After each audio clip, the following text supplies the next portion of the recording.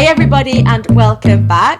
As you can see, we're still at the same house sit as we were at when we filmed last week. We've been in Brighton all week and what a perfect time for it with the heat wave we've just had.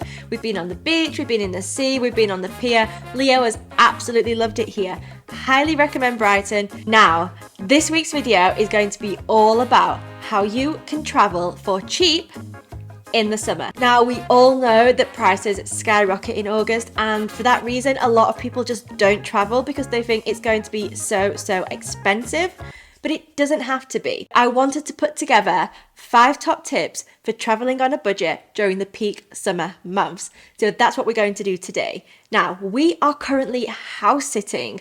House sitting is something that we're very new to, but we've stayed in this beautiful house all week, really close to the beach in Brighton. It's a place that would have probably cost us hundreds of pounds per night if we were to book this as an Airbnb, but we're staying here for free. Yeah, that's right. We haven't paid a penny. And the reason that we can stay here for free is because we're looking after the people who live here's dogs. So we provide care for the dogs. They give us their house for the week and everybody's a winner. So if you want to know more about house sitting, stay put because it's going to be one of my points that I go into more detail later in the video. But let's get started with my 5 top tips for traveling on a really tight budget during August. So my first point, and probably the most important point, is choosing the right destination. Now, you can't just go into your August holiday saying, I want to go to this very specific place in Ibiza on these very specific dates in August, because that's going to be expensive. The way that you travel cheap during August is to be super flexible and just kind of say, I know I want to go away in August, I'm free for the whole month because of the school holidays or whatever, and just go where is going to be the cheapest. So to find the cheapest destination, it's a little bit of trial and error. Obviously, the more popular places are very likely going to be the most expensive. But what we can do is do a quick search on Skyscanner just to get a feel of which destinations are going to be the cheapest to fly to. Now, just because you can get cheap flights doesn't mean you can also get a cheap hotel. So it's going to require a little bit of toing and froing between the flight and the hotel to find a place that's got cheap flights, but a place that also has a cheap hotel. You can see this is very time consuming, and this is why we have the membership to help people with this. And the people who complain that we charge for the membership, you can see how time consuming a process this is to find the absolute cheapest option, because you're looking for the flights, you're looking for the room, you want to make sure the whole thing comes together to be really cheap. So let me just show you quickly what I would do on Skyscanner. So here we're looking from London to everywhere, that's really important, and we're going to put our date of departure to August, return to August, and put the number of people who are travelling. Maybe you have children, maybe you're just a couple.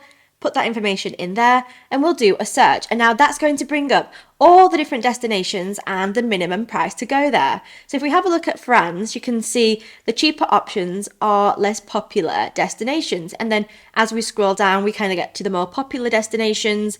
But let's just have a look at something else. Let's have a look at Italy, for example. You can see there are lots of different destinations. We can go for under £50. If you want direct flights, it's important that you check this box. So then no flights are going to come up that require a stopover. And I think when you're flying short haul, you don't really want to be making stopovers. Let's have a look at these flights to Eindhoven in the Netherlands. We can actually fly on a Friday to a Sunday for just £27, it says here. These are perfect times as well. So we're flying at 6 a.m, so we get the whole of Friday, the whole of Saturday, and then the whole of Sunday as well for just £28 return. So this would be a really good option if you wanted a city break. Now, just looking at this bit here, you can see all the third-party options come up. £53 if we book these 2 flights with trip.com, but then £61 if we book them with the airline Ryanair. So if the price difference is only that small, I would always book with the airline. Booking with the airline just makes your life a little bit easier if it comes to cancelling or claiming a refund or making any changes. You just have a little bit more protection if you've booked with a credit card directly with the airline. There's more protection there than if you booked through the third party. So I do book with third parties sometimes if the saving is massive, but in this situation, the saving is so minimal, I would have booked with Ryanair directly. So let me just give you a little example of a more popular destination and how you can get caught out by thinking you found cheap flights. So if we look at Spain, we can scroll down. Oh, Menorca, really popular place. £42 sounds amazing. So let's just see what price we can get. We'll have a look here, 10th to the 17th. A week in Menorca. Looking at these prices. So you've got prices from as little as £44 for a week in Menorca. That's flying to different airports, but here, London Gatwick, only £58. Now, sounds fantastic, but don't book the flights until you've looked at the hotels, because if we now go to booking.com and we put in Menorca, 10th to the 17th, 2 adults, and now look at the prices of the hotels. Because we do this all the time, I know not to look at Menorca in August, because just look at the average prices of the rooms. It's ridiculous. So we can scroll down, we can put some filters on if we want to try and find something a little cheaper, but I know because I do this often that isn't going to be a good cheap option. So we can just set the nightly rate to 100 to 150, and this is the only one that comes up. It has terrible reviews and is £776 for the week. So Menorca is a no-go in August. So a destination that we do recommend regularly in August and does often have some really cheap flights and hotels is Malaga. And Malaga Airport is located close to Torremolinos and is essentially on the Costa del Sol. So there are a lot of great resort towns you can visit, and the prices are typically quite cheap in August.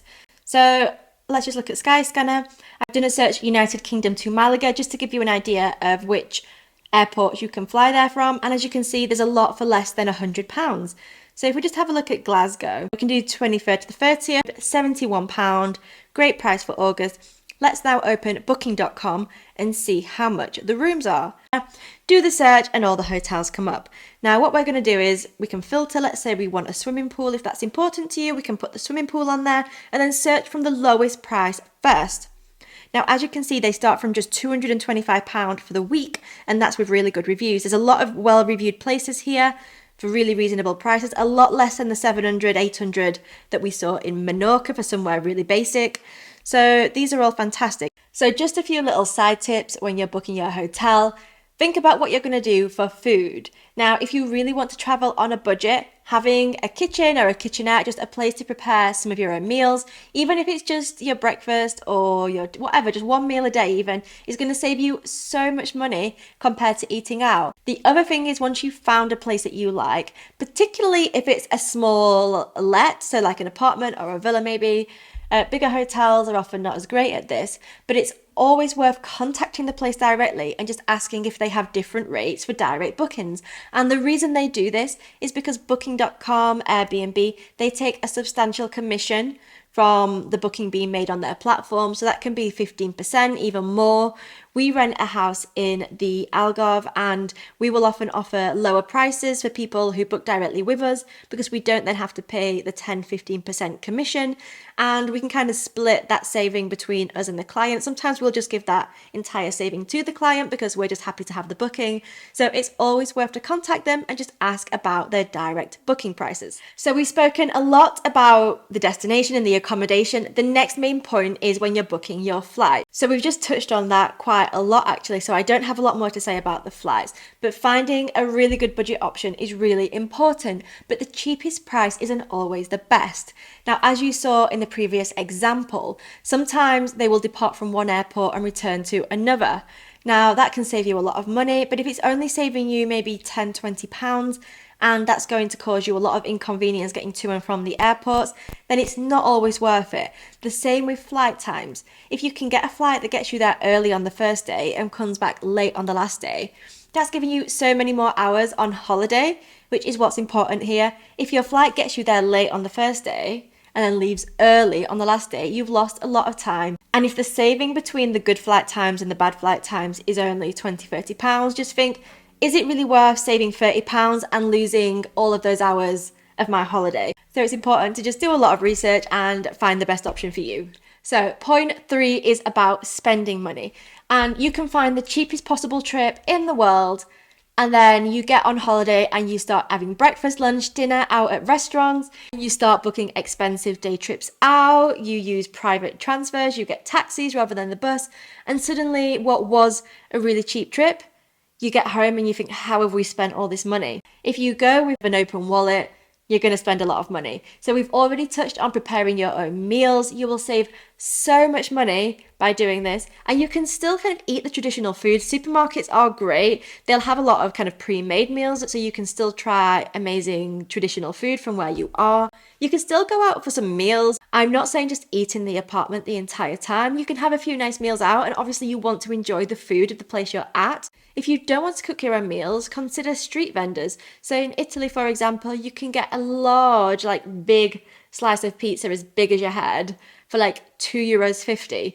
And that's going to save you so much money if you eat like that. Even if you do that for lunch, don't go and have a sit down meal in a restaurant that's going to cost you €20 each. Go and get a slice of pizza for €2.50 or get a sandwich for €2.50. There are ways you can eat for cheap and still enjoy yourself. You need to remember this is a budget trip. You haven't got an unlimited supply of money. And if you want to have more trips, you need to be a little bit, I don't want to say stingy, but it is a bit stingy on the trips that you take, because the money you save here is going to allow for this trip. So we travel a lot, and the reason we can do that is because we're super stingy on every trip, but we get to see a lot of beautiful places and have a lot of amazing experiences. The other thing to be cautious about is daily activities. Now, you could book a day trip to a particular beach and a tour company is going to charge you maybe €50 per head. It'll probably turn out you could have got a bus to that beach yourself for maybe €2. So obviously it's nice to have the security of a tour agency doing everything for you, but you're going to pay significantly for that. We have the internet, we have Google Maps. You can make your own day trips and just use public transport.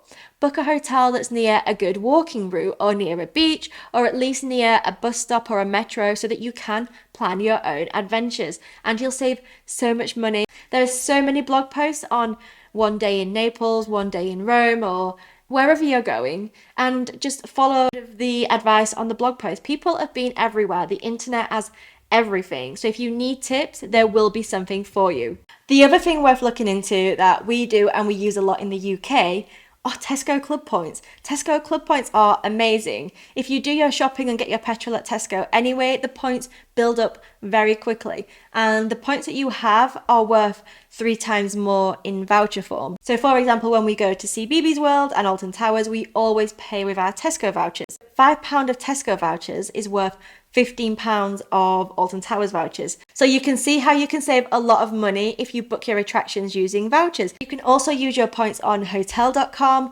Places like Royal Caribbean accept these vouchers. You can swap the vouchers for air miles. So BA and Virgin, I know BA used to, I don't know if they still do. Virgin definitely still do exchange vouchers for air miles, which then can be used to buy flights. The fourth point, and a very, very, very important point, is to consider how you're going to spend money when you're there. Don't just turn up with your normal bank card and start doing ATM withdrawals and paying for everything on your normal credit card without first checking what the fees are going to be to do that. So what you ideally want to be doing is getting a travel debit or credit card. The other option is to get a prepaid travel card, like Revolut is the one that we use, and this is going to really reduce the cost of spending your own money, which can really add up if you're paying transaction fees and hefty exchange rates. There's a lot to this, and I'm not an expert, but there's a very, very, very, very good article on Money Supermarket that I'm going to tag below, because I could never ever do justice to this topic and cover it as well as they do. So have a look at the article they have. It's updated regularly and they give you some examples of travel debit and credit cards that you can apply for. The other thing to quickly mention about money is if you are using your card to pay for something abroad, or you're at an ATM and it says, would you like to use pounds or euros? Always choose the local currency, because this is going to give you much better exchange rates and essentially cost you less in the long run. Finally, the last point I want to mention that will really help you travel for super, super cheap is house sitting. Now, we have only recently discovered house sitting and we absolutely love it. This is definitely our new thing. I understand it may not work for everybody, but for us, this is perfect. Basically, you stay in somebody's house and look after their pets. So they get free animal care, you get free accommodation, and everybody's a winner. Now, obviously, it varies as to how much responsibility you have for the animals. And when you're on the website that we use, and I will link below, there's a little section that says responsibilities, and you can read through what the animals require. Some animals are going to require more than others, especially sick animals who may need medication and a lot of attention. Some animals, like at the first sit we did, they just needed feeding in the morning, feeding in the evening, and everything else was pretty much free time to do whatever. So we weren't looking after dogs on the first one, we were looking after chickens, alpacas, sheep, a lizard and some rabbits. So they were a lot lower maintenance than at the second sit we're at, where it's two quite young dogs. So the dogs essentially need feeding morning and evening and taking for a walk, but these dogs can't be left for longer than 2 hours. Naturally, that restricts us a little bit. Now, that is fine for us at the moment because we're working all the time. This is really just a change of scenery. We work online, we make these videos, so it's nice just to be in a new place. This might not work for somebody who wanted to go out and explore all day. So it's important that you pick the correct house sit that works for you. For free accommodation, it's absolutely perfect. The website has so many destinations across the world, so you can find 6-week sits in Florida with a pool. You can have a great time, hang out with the dogs, look after the house, and it's just a really, really fun experience. So it's something that I would really advise checking out. You can sign up for free on the link that I've put below and just have a little browse and get a feel for the website.